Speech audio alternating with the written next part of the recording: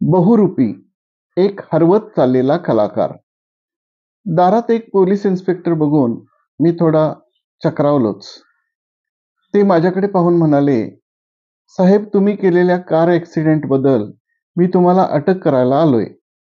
40 तारखेला तुम्हाला अमेरिकेच्या कोर्टामध्ये हजर राहायचं आहे. मी थोडा घाबरलोच, पण लगेच सावरलो. पण त्या इन्स्पेक्टरचा मिस्किल चेहरा आणि पायातील साधी चप्पल पाहून माझ्या लक्षात आलं की तो बहुरूपी आहे.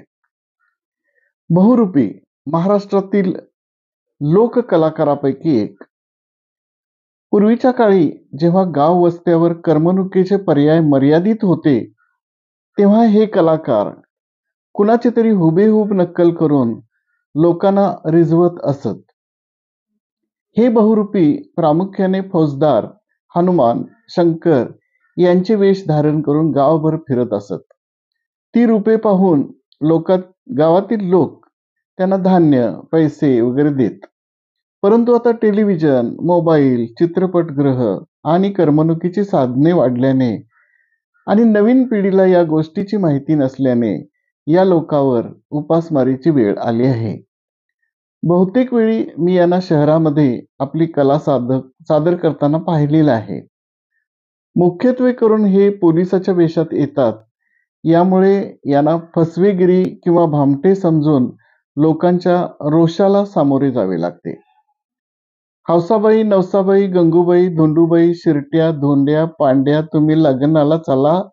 पाटा वरवंटा घ्या डोकीला, पण तुम्ही लग्नाला चला. ढेकणांची उसळ, पिसवांची मिसळ, तू घाल बाई कसळ आणि पंक्तीला बसा, पण तुम्ही लग्नाला चला. अशी शब्दांची फेकाफेक करून विनोद निर्माण करणारी बहुरूपी जमात आहे. ग्रामीण भागाचे झपाट्यानं नागरीकरण झाल्याने पूर्वीप्रमाणे गावातील चालीरीतीमध्ये बदल होत गेला. याचा फटका बहुरूपींना बसत आहे.